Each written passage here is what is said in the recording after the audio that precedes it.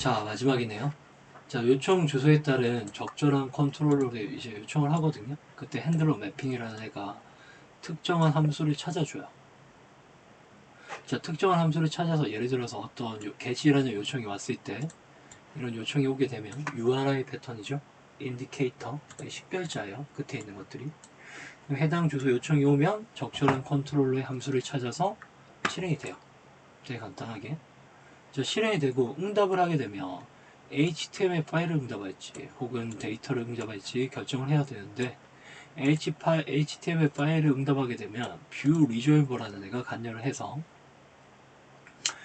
그 응답의 패턴을 만들어주는데 어떤 파일인지에 대한 파일 패턴을 만들어줘요. 예를 들어서 내가 응답할 데이터가 .jsp 파일이라면 앞에 .jsp 파일이 있는 그 경로가 프리팩스로 붙고 뒤에 있는 서픽스로 .jsp 확정자가 붙어서 해당 어떤 스트링 값에 대한 리턴 값에 대한 어떤 주소 요청에 대한 파일을 리턴할 수 있는 그 패턴을 만들어주는 게 뷰 리졸버예요.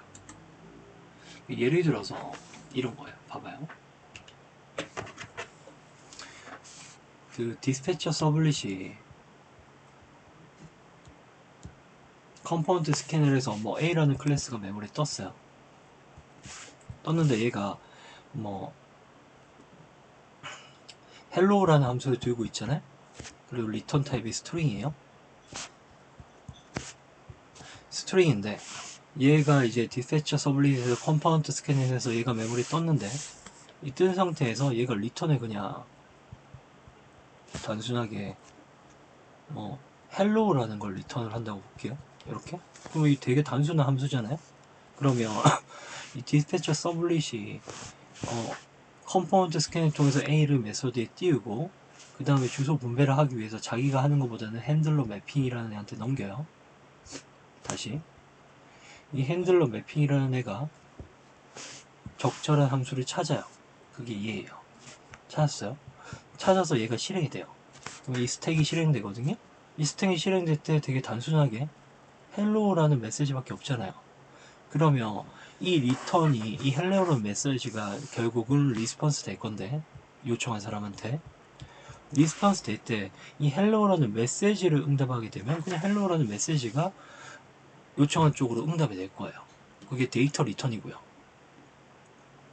이 헬로우라는 메시지가 아니라 헬로우라는 파일을 리턴하고 싶잖아요. 그러면 뷰 리졸버가 간여를 해서 어떻게 하냐면 뷰 리졸버가 이 헬로우라는 파일 앞뒤로 이런 걸 붙여요. 자, 야, 웹 inf라는 파일 밑에 웹앱이라는 뭐 뷰스라는 파일 밑에 hello.jsp 파일이 있는데 뷰 리졸버가 이 hello 앞에다가 웹 inf에 뷰스라는 걸 붙여주고요. 리턴할 때. 그 다음에 뒤에다가 자기 리턴 값을 여기 쏙 집어넣고 그 다음에 프리픽스로 뒤에다가 뭘 붙이냐면 .jsp 그러니까 요거 붙여주는 애 있죠? 앞에 요거와 프리픽스 뒤에 요거 붙여주는 애가 뷰 리졸버예요. 이 뷰 리졸버가 관여하지 않게 할 수도 있어요. 그래서 내가 직접적으로 경로를 다 적어서 리스폰스 해줄 수 있습니다. 근데 굳이 뭐 그렇게 할 필요는 없죠. 뷰 리졸버를 사용하면 되니까. 그리고 하지만 이제 데이터를 리턴하게 되면 이 메시지 컨버터라는 애가 응답을 해요. 그러면 이 데이터를 리턴할 때는 여기 뭐라고 붙이냐면 어노테이션을 골뱅이 리스폰스 바디 이런 거 나중에 다 배울 거예요. 자, 이런 걸 하나 딱 붙이게 되면 이 리턴 값 헬로우를 파일로 안 보고 데이터로 봐요. 그래서 그냥 메시지 컨버터가 헬로우는 그냥 스트링이네? 그럼 요청한 사람한테 홍길동이 요청했으면 홍길동 뭘 받게 되냐면 헬로우라는 그냥 메시지를 받게 돼요.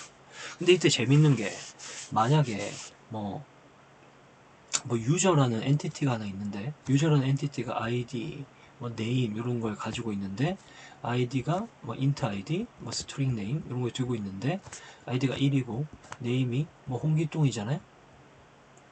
요런 엔티티를 내가 new 해가지고 여기다 리턴 할 때 이 유저를 리턴하게 주면 리턴 타입도 유저로 바뀌어야 되겠죠? 이렇게 되면 메시지 커먼트 리턴하는 게 그냥 스트링이 아니라 객체인데?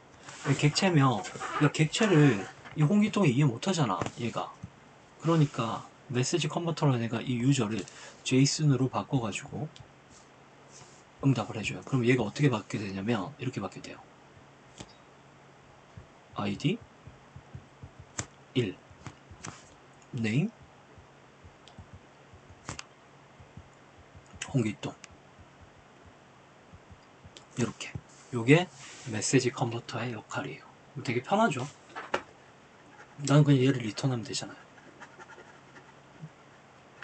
알아서 JSON으로 바뀌어서 리턴이 되니까. 자, 이게 정리하면 데이터를 응답할지 HTML 파일을 응답할지 결정을 해야 돼요. HTML 파일을 응답하게 되면 결국 우리는 JSP 쓸 건데 JSP를 응답하게 되면 뷰 리졸버가 간용하게 돼서 이 서피스 프리패스를 붙여가지고 해당 파일을 리턴하게 되는데 이때 해당 파일은 그 클라이언트는 웹 브라우저로 요청할 거기 때문에 웹 브라우저가 .jsp 파일 이해 못하잖아요. 그러니까 그때 제이창이 말했듯이 톰캣이 그 .jsp 파일을 HTML로 변환해서 리턴해줘요 결국. 그리고 이제 데이터를 응답하게 되면 그냥 메시지 컨버터가 작동을 해서 JSON으로 응답하게 돼요. 왜냐면 기본 그 전략이 잭슨이라는 라이브러리가 동작을 하는데 보면 이 응답할 때 데이터를 리턴하게 되면 이 잭슨이라는 애가 동작을 해요. 그래서 제이슨으로 컨버팅해서 주는데 우리 이거를 잭슨이라고 안 부르고 얘네들을 메시지 컨버터라고 불러요. 왜 그러냐면 여기다가 이제 잭슨이라는 걸 바로 넣게 되면 메시지 컨버터를 안 넣고 잭슨이라는 걸 바로 넣게 되면 나중에 혹시나 제이슨보다 더 좋은 중간 데이터가 나오면 그 이름이 만약에 뭐 마이슨이라면 이 마이슨으로 바뀌게 되면 기존의 프로그램 다 수정해야 된단 말이에요. 왜냐면 얘가 이제 잭슨이었는데 리턴할 때 도와주는 애가 이게 마이슨이라는 애로 만약에 바뀌게 된다면 이 잭슨을 마이슨으로 바꿔야 되니까 다 수정을 해줘야 되는데 이렇게 안 하고 메시지 컨버터라는 애를 이렇게 딱 두게 되면 얘를 추상화 객체로 놓고 밑에다가 잭슨을 놓게 되면 나중에 이제 마이슨이라는 이상한 뭐 이런 데이터 타입이 나왔을 때 얘로 리턴하게 바꾸어야 되잖아요. 그러면 얘를 여기서 날려버리고 마이슨으로만 바꾸면 되면 코드에 변화는 하나도 없어요. 왜냐면 우리는 메시지 컨버터가 작동할 때 자동으로 동적 바인딩 돼서 마이슨을 호출해 줄 거기 때문에 상관이 없습니다. 그래서 최종적으로 정리하면 이렇게 돼요. web.xml의 문지기 역할을 하는 거고 이 문지기 역할을 해서 이게 로딩이 쫙 되고 나면 JSON의 컨텍스트 로더 리스너가 호출이 돼요. 이거는 이제 통캣이 그냥 실행될 때 일이에요. 사용자가 요청할 때 일이 아니라. 봐봐요.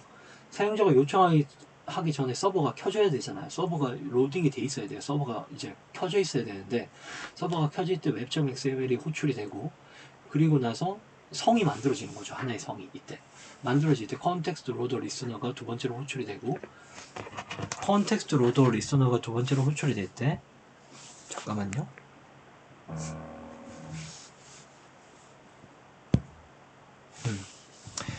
자, 제일 처음에 보면 얘가 요청이 되죠. 통캣 실행시. 이거는 리퀘스트 요청시가 아니에요. 실행시.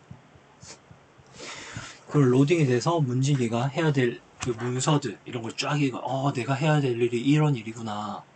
근데 내가 할 일이 너무 많은데 이걸 좀 분배해 줄 수 없을까? 이런 생각을 하고 있어요, 지금.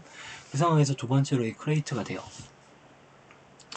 컨텍스트 로더 리스너가 크레이트 되면서 애플리케이션 컨텍스트가 읽어져요.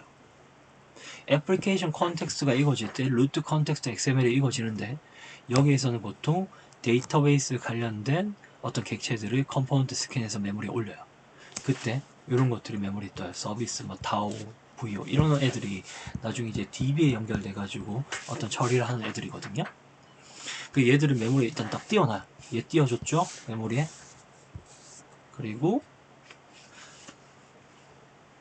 그 다음에 5번이 어딨지? 5번. 그 다음에 이제 리퀘스트 요청이 들어오는 거예요. 사용자한테. 이제 다 실행이 돼 있는 상태에서. 자, 요청 딱 들어오면 기존에 떠인 그 디스패처 서블릿이라는 애가 딱 동작을 하게 되는데, 이거는 누구에 의해서 읽히냐면 서블릿 컨텍스트 XML 파일에 의해서 읽히는데, 뭐 이렇게까지 복잡하게 생각할 필요 없어요, 여러분들. 그냥 쉽게 얘기하면 통계치 실행되면 문지기가 web.xml 파일을 쫙 읽고 그 다음에 자기가 해야 될 일을 해요. 그때 데이터베이스에 관련된 애들을 메모리에 띄워놔요. 그 다음에 사용자 요청이 들어오면 이제 주민들이 이제 성원으로 들어오고 있는 거죠. 들어오게 되면 디스패처 서블릿이 그 문지기가 해야 될 역할을 조금 분배를 해가지고 프론트 컨트롤러 패턴으로 분배를 해서 자기가 그 대신 일을 해요. 그래서 웹과 관련된 애들을 메모리 막 띄워요. 이런 애들을 메모리 띄워요. 띄우고 주소 분배를 하는 거예요. 너 일로 가, 너 일로 가, 너 일로 가. 그리고 나서 모든 요청이 끝나면 이제 리스폰스 해야 되잖아요. 응답할 때 이제 응답을 하게 될 때 이걸 데이터로 리턴할지 혹은 HTML 파일로 리턴할지, 요거에 대한 결정이 끝나면 정상적인 로직이 실행이 돼요. 이게 전체적인 로직이에요. 이거를 너무 자세하게 알 필요는 없어요. 지금 처음이니까.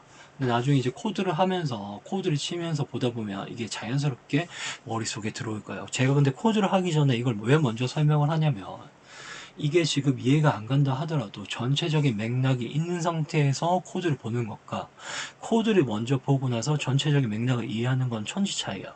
여러분들이 전체적인 맥락에 대해서 한번 감을 잡고, 그 제가 말해드렸던 그 성에 대한 개념을 잡고, 이 성에서 어떻게 주민들이 이동하고 어떤 일이 일어나는지 거기에 대한 전체적인 그림을 그린 뒤에 이해가 안 가더라도 코드를 보면서 이해를 하다 보면 전체적인 맥락이 어느 순간 눈에 보일 거예요. 저는 그렇게 확신해요. 이미 이렇게 가르쳤고 애들이 이렇게 가르치고 나서 이해를 훨씬 더 잘했고 저는 이렇게 수업을 하고 있거든요. 자, 지금 여기서 몇 가지만 얘기할게요. 몰라도 돼요? 그냥 DB 관련된 로직이 메모리에 뜬다는 것만 알면 돼요. 컨트롤 이게 뭘지 몰라도 돼요. 디스패처 서블릿이 그냥 얘가 띄워줘야 되는 애들이 이런 것들이 뜬다. 이런 것만 기억하시면 돼요. 여기서 핵심은 여러분들이 꼭 기억하셔야 될 건 이거예요. 어차피 이런 것들을 눈으로 보면서 세팅할 일이 초반 세팅 빼곤 없어요. 여러분들. 프로젝트 세팅할 때 빼곤 없단 말이에요. 얘도 프로젝트 세팅할 때 세팅하면 끝이에요. 그 다음에는 여러분들 비즈니스 로직을 짜는 게 중요해요. 비즈니스 로직. 이 비즈니스 로직을 짜는 것과 이런 것들은 아무런 상관이 없거든요. 이런 것들은. 그래서 중요한 거는 여러분들 이것만 기억하세요. 최초 입구에서 web.xml이 자기가 해야 될 일을 기억을 하고, 그 다음에 자기가 해야 될 일이 너무 많으니까 디스패처 서블리한테 넘겨서 얘한테 일감도 좀 주고, 그리고 미리 띄워놔야 되는 것들은 컨텐트 로드 리슨을 통해서 데이터베이스 관련된 애들을 미리 띄워놓고, 뭐 이런 것들을 한다. 이런 추상적으로 어느 정도의 개념만 알고 계시면 돼요. 알겠죠? 그러면 여기까지 할게요. 다음 시간부터는 그 설치를 시작할 건데, MySQL 그리고 스프링 그 툴을 설치할 거고, 그 다음에 JDK도 설치를 해야 되겠죠? 이런 것들을 설치하고 코드 진행을 시작할게요. 블로그를 만들 거예요. 수고하셨습니다.